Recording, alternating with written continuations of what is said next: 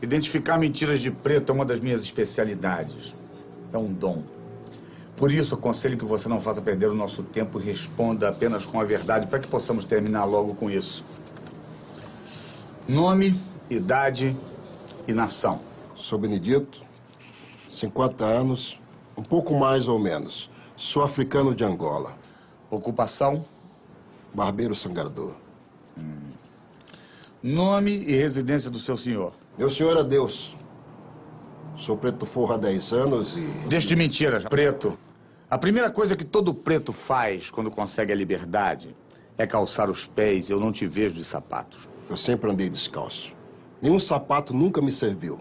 Pare de insistir na mentira e diga logo o nome do seu senhor. Ou por acaso és um preto fujão? Eis a minha carta.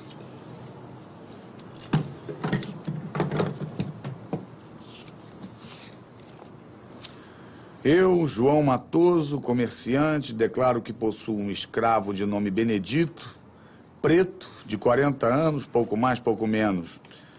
O dito escravo me serviu com fidelidade, prestando-me seus jornais de 480 réis por dia. Mediante o pagamento de 102 mil réis, declaro Benedito forro e liberto. Mais de 100 mil réis pela sua liberdade? Quer que eu acredite que juntou essa quantia? Eu tive ajuda. Cheguei nessas terras com 10 anos. Aos 15, meu senhor me colocou para aprender o ofício de barbeiro com o Chico Cabinda. E ele percebeu meu dom. Que dom é esse? O dom da cura. O velho Chico me ensinou a sarjar, sangrar, tirar dentes. Aprendi rápido e fui trabalhar nas ruas. Pagava meu senhor e o que sobrava era meu. Pagava 480 réis de jornada e ainda conseguiu juntar mais de 100 mil para a sua alforria. Como eu disse, eu tive ajuda de uns pretos da Irmandade. Por que eles te ajudariam? Gratidão. Eu curei muitos deles das mais pavorosas enfermidades. Vai no cartório verificar a história do preto.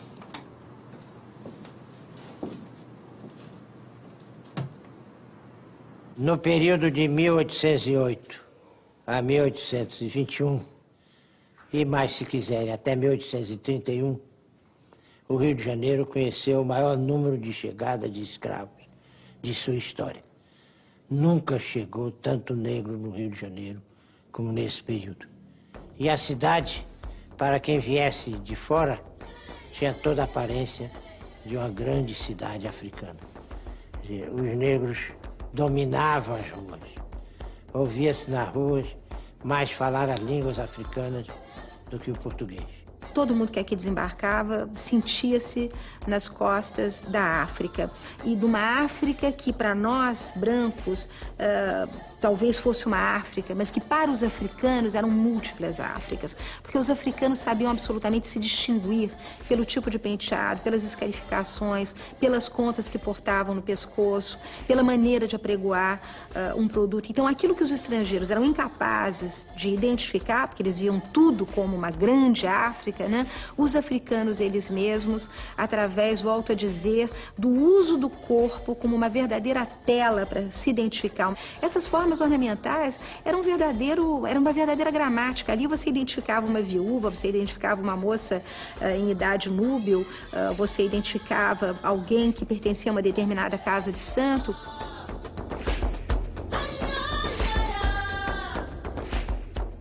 Havia um tipo de escravos urbanos muito especial, que era o chamado escravo de ganho.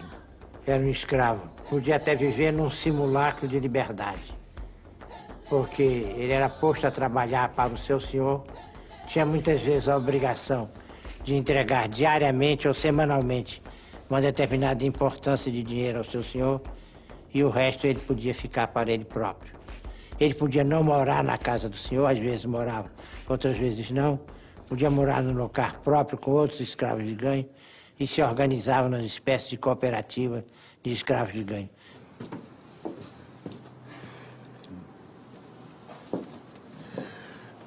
Parece que a sua carta está registrada em cartório, Benedito, e você de fato é forro, como diz. Mas não vai escapar da devassa. O seu compromisso com a verdade ainda continua. Sim, senhor. Você diz que é barbeiro sangrador, certo? Sim. Para exercer a função de barbeiro sangrador, você precisa da autorização da Fisicatura Mor? Sim, senhor. Eu prestei exames na Fisicatura. Tive que discorrer sobre as 42 veias que podem ser sangradas. 18 na cabeça, 12 nos braços e 12 nos pés. Tive que discorrer, por exemplo, que as veias atrás das orelhas são sangradas para curar catarros antigos e chagas na cabeça. O sangramento embaixo da língua é para dores de garganta. Não foi fácil, senhor, mas fui aceito. E quanto às ervas e plantas que encontramos em sua loja? São para fazer as minhas mesinhas? Barbeiros sangradores só podem fazer sangrias e deitar bichas, Benedito. Não podem receitar remédios. Senhor, eu não sou apenas um sangrador. Eu também sou um curandeiro autorizado. Eu posso aplicar em meus pacientes tisanas, ungüentos, cataplasmas. O senhor pode verificar na Fisicatura.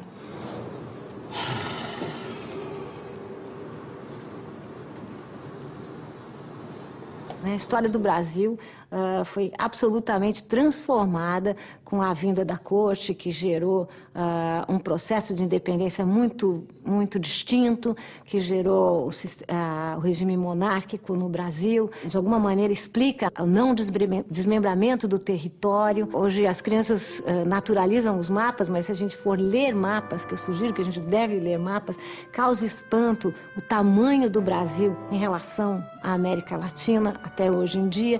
Ou seja, a vinda da família real, de fato, revolucionou a história futura do país. Em um ano, foi necessário dotar a colônia de uma série de instituições que ela absolutamente não tinha, né? A famosa mudança da metrópole, mesmo que transitória, gerou uma espécie de, como diziam os jornais mais satíricos da época, uma espécie de banho de civilização, né? Ou seja, era preciso trazer o tesouro, o exército, a justiça, a Casa da Moeda, todos os elementos que, nesse momento, faziam um novo sentido nesse lugar chamado Rio de Janeiro.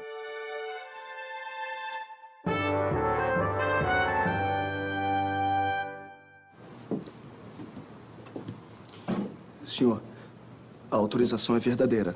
Parece que o preto é sangrador competente. Ele foi muito elogiado na Fisicatura Mor. Eu não sei mais o que perguntar. O preto parece que não tem nada para esconder. O autor da denúncia ainda não chegou? Não, senhor.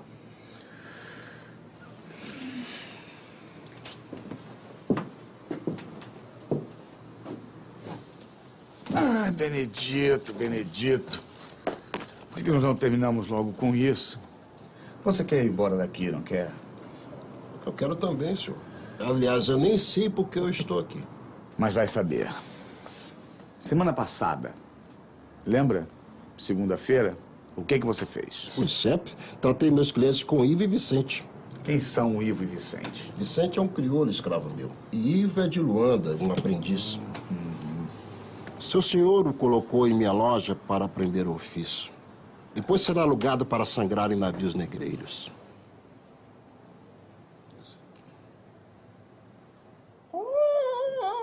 Calma. Calma, segura. Calma. Ah, esse aqui. Esse aqui.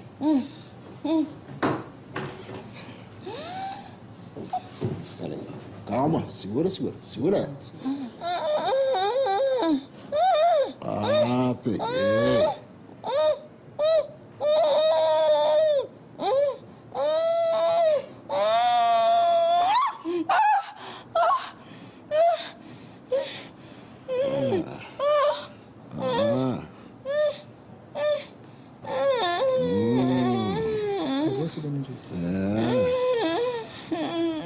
A segunda-feira começou como tantas outras.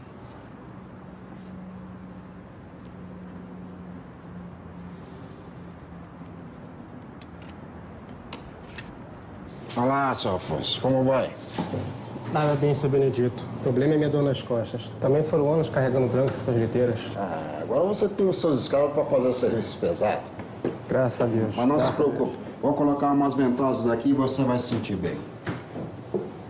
Com a vinda da família real para cá, vários órgãos burocráticos administrativos foram transferidos para o Rio de Janeiro, alguns foram recriados, que é o caso da Fisicatura-Mor. Né? E a Fisicatura-Mor era o órgão responsável por normatizar, regulamentar e fiscalizar tudo que tivesse a ver com saúde pública, inclusive o exercício das artes de curar. O médico era aquele que estava no topo dessa hierarquia, era aquele que tinha mais prerrogativas, né? E o curandeiro era aquele que tinha, junto com a sangradora, a parteira, eram os menos prestigiados dentro dessa hierarquia oficial, né? Desse ponto de vista oficial das artes de curar. Primeiro, você passa a pedra no local afetado. A faca. Depois, você faz um pequeno corte. Chifre. Aí depois você vem com esse chifre aqui, ó. Atendemos nossos clientes de sempre, como o Lourenço, liberto carregador de liteiras. Hoje é dono do seu próprio negócio. Aluga escravos para carregar em cadeirinhas e liteiras. Está ganhando muito dinheiro. Tá vendo? É fácil. Atendemos também o Afonso, um preto da Guiné que acabou de chegar a estas terras e não se conforma com a nova vida. A todo momento tenta fugir. O resultado é que sofre nas mãos do seu senhor. As chibatadas e os castigos são diários. Agora, o pobre decidiu que fugirá para um quilombo, lá para os lados da lagoa. Foi nessa hora que a Maria apareceu. Muito aflita, a mucama me pediu para ir olhar o seu patrão João Alencar, um português da corte do rei que havia sentido fortes dores no corpo há algumas semanas. Há 2 dias o português já nem levantava da cama ou abria os olhos e nenhum médico conseguia curá-lo. No caso dos sangradores, é uma atividade, né, uma prática super importante na época, né? E era prescrita pelos médicos, pelos cirurgiões, mas quem executava, em geral, essa atividade era escravos e os forros, né? E a maior parte desses escravos e forros eram africanos ou descendentes de africanos. Agora, também é interessante não só pensar esse ofício como um ofício que era relegado aos escravos e aos forros. É interessante pensar também esse ofício como uma escolha dos escravos e dos forros por um ofício que pudesse fazer com que eles melhorassem de vida. A gente observa casos de escravos que aprenderam a arte de sangria porque os seus proprietários encaminharam para que eles aprendessem, né? E eles começaram a atuar como escravos de ganho, né, indo para a rua, para as praças, ganhando um dinheiro, né, acumulando pecúlio. E ao longo de determinado tempo, né, depois de alguns anos, ele conseguia comprar a sua liberdade.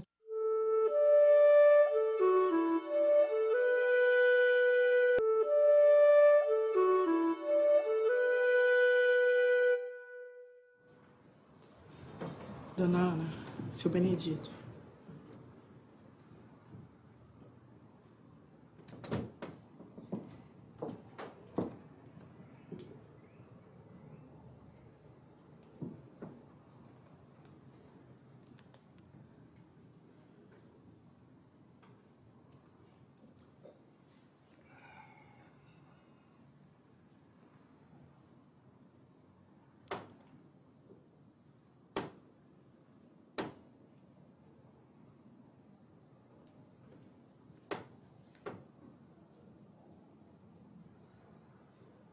Dona Ana, terei que fazer uma sangria, desviando o fluxo sanguíneo para o lado oposto, evitando assim o derrame na parte afetada.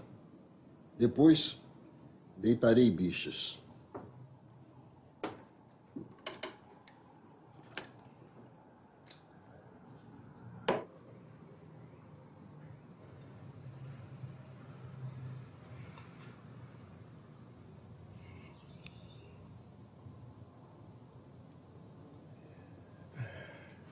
corte não pode ser profundo para não atingir a artéria ou nervo.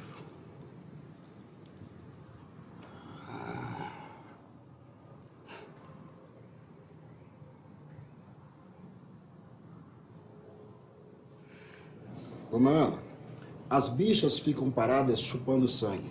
Quando elas ficarem gordas, elas caem sozinhas. Com esse tratamento, ele já vai se sentir melhor. Mas se as dores voltarem, é só me chamar.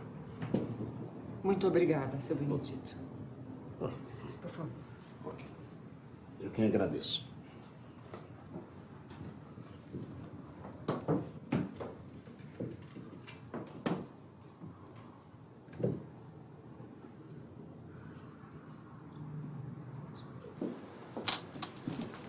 Senhor, o homem chegou.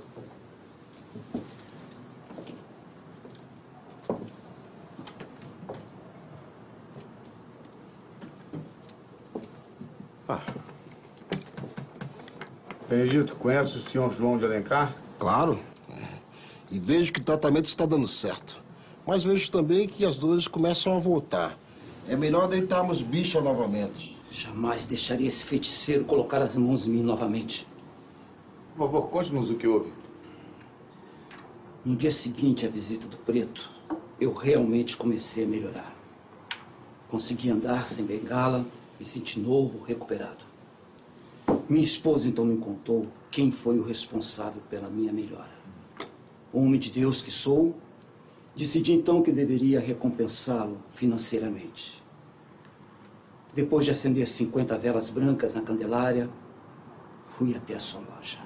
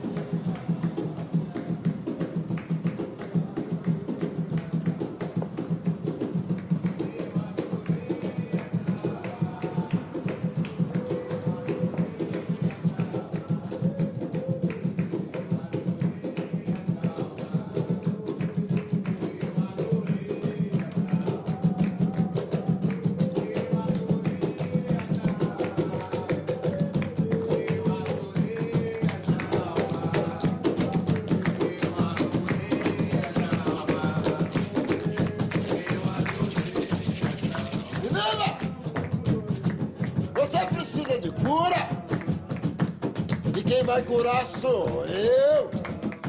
Vai!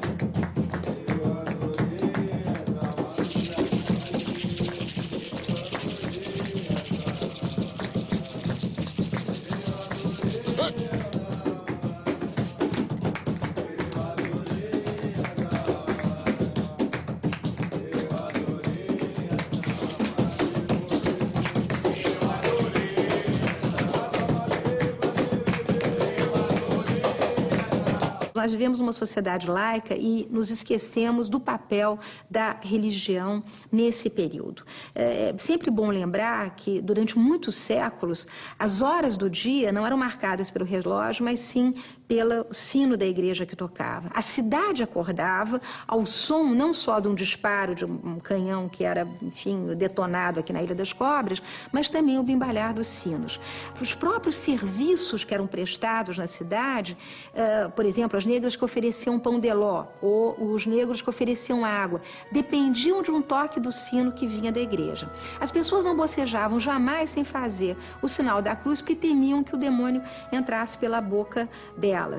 Ao meio-dia era um momento também em que ninguém bocejava, porque era o momento em que o demônio se soltava. Às 6 horas da tarde, as pessoas se postavam em qualquer frontispício de igreja, justamente para rezar as Ave-Marias. Então, era um universo banhado pelo religioso. Nós hoje nos afastamos disso, não sabemos mais qual é o significado religioso. Então, é óbvio que num clima de absoluta religiosidade, um clima onde as pessoas acreditavam que bem e mal existiam e que o demônio tinha endereço, podia ser localizado, é óbvio que alguém ser curado por um calunduzeiro devia suscitar alguma forma de reação. O que se descreve quando se fala em Calundu são práticas mágicas, cultos, que você tem presença de dança, de música, batuque, tambores, atabaques. E as descrições são sempre muito cheias de preconceito e muito da visão branca sobre aquele tipo de prática. Então, muitas vezes, as práticas religiosas dos africanos são consideradas práticas de feitiçaria. Isso é considerado crime na colônia, tanto pelo Código Civil, né, pelas ordenações filipinas, como pelo Tribunal Eclesiástico. Então, prática de feitiçaria, adivinhações, pacto diabólico, adoração ao demônio, as mais variadas atividades são consideradas crime e são severamente punidas, né? A prática de feitiçaria, especificamente, é punida com morte, né? Pena de morte. Há uma aura de mistério em torno dos africanos desde sempre, desde o começo da escravidão. O temor de que eles saibam manipular espíritos ou de que eles saibam manipular venenos, que eles possam ser muito perigosos. Sempre houve um grande temor em relação ao conhecimento tanto sobrenatural quanto ao conhecimento de ervas e de venenos que os africanos possuiriam. Então sempre se associou, desde a colônia, se associou muito à prática de magia, de feitiçaria, de envenenamentos aos africanos. E aos escravos, claro, porque os africanos eram escravos na colônia. Preto ingrato! Foi retirado do mundo selvagem para ser um homem civilizado, cristão, mas prefere ser um boçal, adorador do diabo. Minha cura é fruto de feitiçaria. Antes tivesse permanecido doente nas mãos de Deus do que são nas mãos do diabo. Eu não sou feiticeiro. Algumas doenças são causadas por espíritos malévolos e para curá-las, eu conto com o meu conhecimento e com a ajuda de Deus, jamais do diabo. Eu vi com os meus próprios olhos você em transe com o diabo. Eu sofro dessa doença, é o calundu. É uma doença. Quando eu vejo alguém com esse feitiço, seja branco ou seja preto, eu perco meu juízo.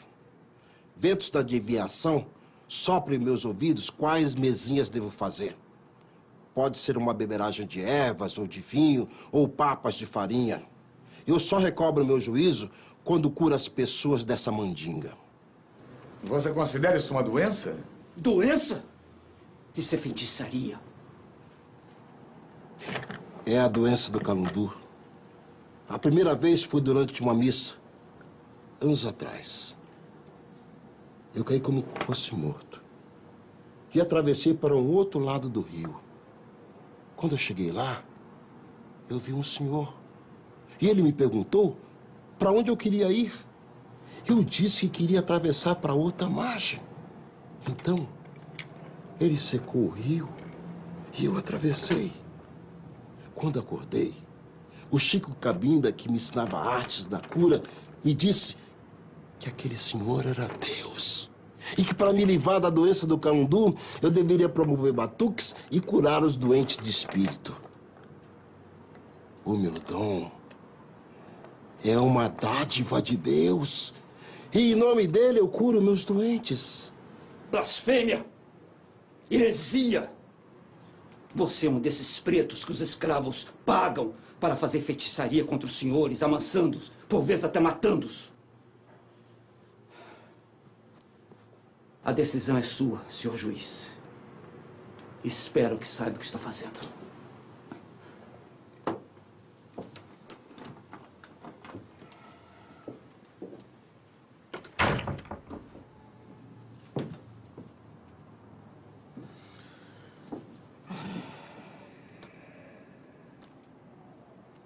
Vamos, Benedito.